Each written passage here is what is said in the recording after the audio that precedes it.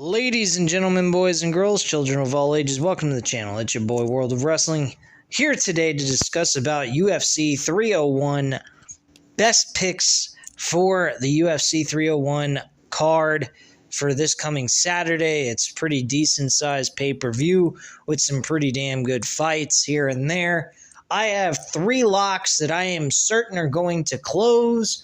A couple of huge favorites that I wouldn't recommend betting on unless you're going ahead and betting the method of how they win the fight, which I'm not going to go over all of them. I'm going to go over one that I'm very certain of.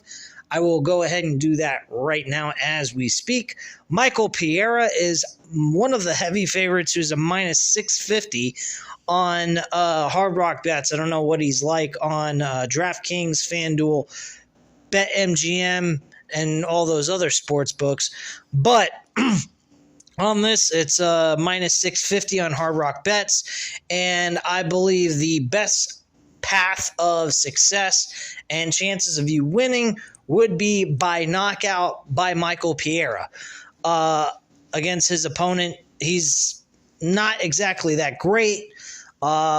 He's not really heavily favored to win this fight at all, obviously, with a minus 650 against him. With him, I think his opponent being a plus 375, I think it was.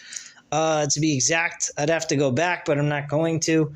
But yeah, I don't believe he is going to do very well against Michael Pereira. I think Michael Pereira is going to easily squash him. I think knockout is the best option to go with if you're going to go with him. So that would be my path to victory. I would not money line this at all. It's not worth going ahead and having to spend $65 just to win a lousy $10. I don't think that would be worth your time. It's too much investment in it to begin with. And let's just say he was to lose. Well, you just lost $65 for no good reason at all. This, I believe it was minus 125 for him to win by knockout or TKO. So I would recommend just dropping like the matching amount to give you at least $10 extra towards your winnings. So I'd say bet like $13, you'd win $10 and some change if that's the exact odds on your sports book that you have. But I do believe that is going to be the best way of victory. Now my three favorite locks that I have listed that I'm going to shoot for, and then I have three underdogs that I would recommend betting $10 on each one of them, so that in case they were to lose, you're not losing so much money in one shot, because these are individual bets. I do not recommend any parlays with this because I've tried doing parlays. And if you go back on my last video, I got 5 out of 6 picks correct. The one that was wrong was the main event. His opponent got a lucky shot on him, got knocked out, and he lost the fight. But again, if you're not putting so much money on the line for every single fight and you're just dabbling here, dabbling there, you're going to see some money in return, and you're not going to have to worry about keeping up with your losses so much. So it makes life a little bit easier for you financially. So in this situation, I would recommend like $13 if it's a minus 125. That way you're guaranteed to win $10 if you win, and if you lose, you're only losing $13. So it's not that much of money you're losing. Now, let's get into the three favorites here. Three favorites. First guy I would say is Jonathan Martinez against Jose Aldo. I do believe Jonathan Martinez has a fairly good shot at winning this. And if you're, let's say you wanted to go ahead and do $70 like we were doing last week, I'm going to be doing a lot more than just $70 total, so I'll probably be looking at like $50 a piece maybe, or something of that kind of nature. But in your case, if you were to say I can only afford $70, well, you can drop like $23 here, $23 there, and $23 there, and voila. So for example, let's just say Jonathan Martinez, currently right now on Hard Rock Bets, has been dropping on the odds minus 145. So he's actually a very good fighter to choose and dropping $23, I mean, you're looking at least maybe I do believe about $15 worth. So you're looking at a pretty decent payout on that.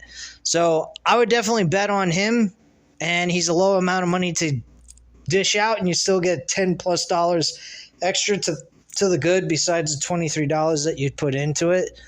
If you just want to drop $15 to win a lousy $10 on that fight, in case he was to lose, you're only losing $15 instead of $23, leaving you a lot more money left over out of your $70 that you're putting in.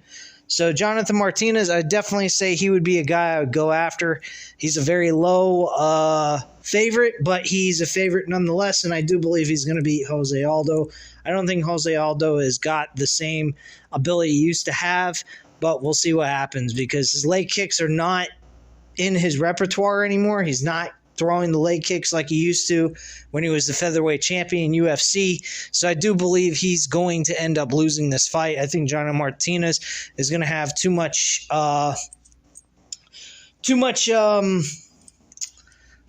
speed, and he's just going to be more fluid with his fighting style and everything else. He's a stand-up fighter. Jose Aldo is the same way. He's not much of a guy that wrestles to the ground unless he absolutely necessarily has to.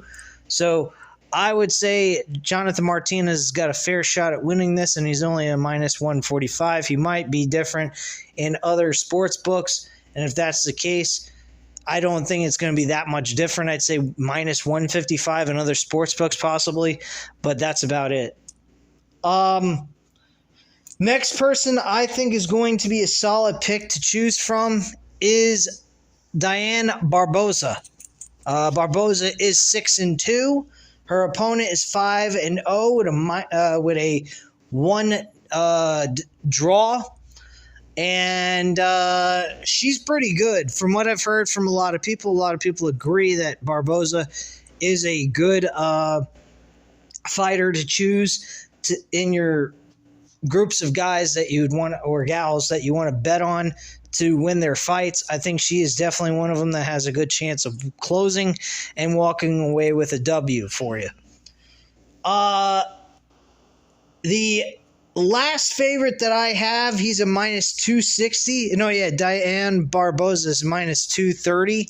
So, I mean, you drop like $50 on her, $50 on this other favorite that I'm about to lay on you guys. I would say that's 100 right there, and then let's say you drop $115. I mean, if you got that finances, and you can do these individually as the card goes on too, so you can keep track of what you can afford and what you can't afford throughout the entire fight card. So if you want to do it that way, I would recommend doing that. If you're a little bit tight on budget, but you want to get that big amount of money, I would just recommend doing like $25 to $50 each fight individually. Wait until the fight occurs. That way you can keep up with the losses in case you're deciding this is not financially suitable for me. Just stop betting altogether and call it a night and just enjoy the entire rest of the event if you're going to watch it for the event as well. So my attitude is drop these like individually as well if you're on a tight budget. So the next person I would have to say is an Asian fighter. His name is Madabek Orabai. He is 12-1. He's been doing really well. His opponent is not exactly that good. I think he's 14-6. So he doesn't have the greatest record in the world when it comes to MMA. And I think Orabai is going to walk away with an easy W. He's a -260 on Hard Rock Bets. I don't know what he is on other sports books. But yeah, he is definitely someone I would definitely go with for betting purposes when it comes to a favorite. So those are the three favorites that I would go with that are in reasonable betting odds. Other people that are in high-end favorites that are wide picks would be Carlo Bolaham. think is how you pronounce it. He's going against Paul Craig. Paul Craig is 17-7 with the last 5 fights. He's lost 3 out of the 5 fights. He's been really terrible. He's not exactly what you would call one of the more elite UFC fighters in MMA. So I wouldn't worry about that fight too much. I mean, if you want to pick it, he's a minus 550, I believe. So I mean, you're looking to having to spend a lot more money just to get a W from this. I do believe they have a 3-way where it's him, his opponent, and the tie, which if there is a tie, you lose altogether. You don't get your money back either. But it does lower the odds on him. I do believe it lowers it to like minus 475. So it is possibly worth something to bet on. But yeah, that's just my viewpoint on that. Going into the underdogs on this card, I think the underdogs, there's 3 of them that I'm highly interested in. The first one is Will Gomez. Will Gomez is a 13-2 going up against an opponent. I think his name's Gene Silva. He's 12-2. He's a plus 100. He gives you at least the exact amount that you put in. So if you put in 10, you're going to win back an extra $10 along with the 10 you put in. So you're winning back $20 on top of all that. I think he's got a good shot. The odds makers are saying that he's got a pretty fair shot at winning, even though he's looked at as the slight underdog in this fight. So I would definitely go with Will Gomez as an underdog for $10 on that. Next guy I would choose from out of these underdogs is Jake Shores. Jake Shores is 17-1. His opponent is 16-3. From what I've heard from other experts that are really well known towards MMA, Jake Shores has very good popping ability with his jab. He's good in the stand-up game. His opponent is the same way. But his opponent does something that is concerning that they mentioned. He does throw like winding hooks that leave him open and vulnerable to jabs to the face, even uppercuts to the jaw. So all it takes is one little opening, and Jake Shores could land a uppercut to his jaw and knock him on his fucking ass. So that's something to look out for. He is a plus 130. He's definitely well worth the $10 to throw on because you'll win back $13 extra along with the 10, giving you 23 total. I think he is an excellent underdog. And then in the main event for the UFC Flyweight Championship, I think Steve Erceg has got a shot at winning this fight. I looked at Alexander Portier, who's the champion in the flyweight division. He's really good in the stand-up game, but he's also wild. Steve Erceg isn't. He's more clean, crisp with his punches.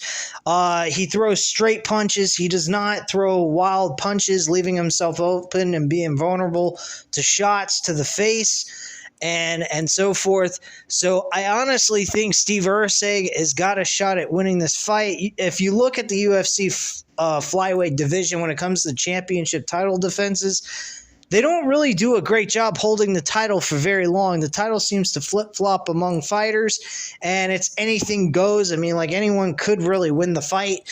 So if you want to take a chance at winning something with some positive, positive EVP, as they say, in sports booking gambling shit, I would say bet on Steve Erceg. He's got a shot at winning this. He's a plus 160. I think he was at one point plus 165. But yeah, I would definitely bet on him for $10 as well. I think he'll give you a good shot at winning some plus money towards your bet. And those are my picks. I really believe that they are, capable of closing for us. I think that'll give us some decent money back on our investment.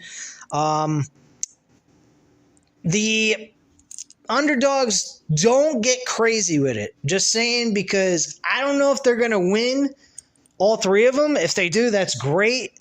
I don't expect my record when it comes to including the underdogs to really help my record out, but I do believe I'm going to at least get 2 out of the 3 fighters that I picked to close.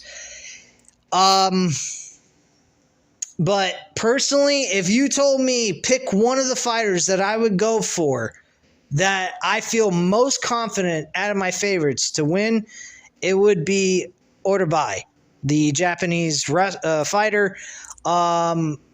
I believe he is going to kick some ass. I believe he is going to win. He's definitely well worth your investment. If you can drop $70 on that, you'll probably win back another 20-something bucks, which is not bad. So, me personally, I would bet on him. If there's no one else you can really bet on and you don't feel comfortable just dividing the $70 or whatever amount you can put in, that is what I would do. I just bet on him specifically. And if you're interested in watching the rest of the show, just watch the show and enjoy yourself and not worry about the rest of the bets. But I think those 3 picks are very good picks. I think they're well worth the money invested. And I do believe that these picks will give us some W's, and we will see a nice investment at the end of all of this. Anyway, guys, at this time, you know what to do. Hit the like button if you like this video. Hit the subscribe button if you're not already subscribed to the channel. And leave a comment down below. I'll definitely get back to you on that. Thank you guys very much for watching. Have a great night, guys. Bye.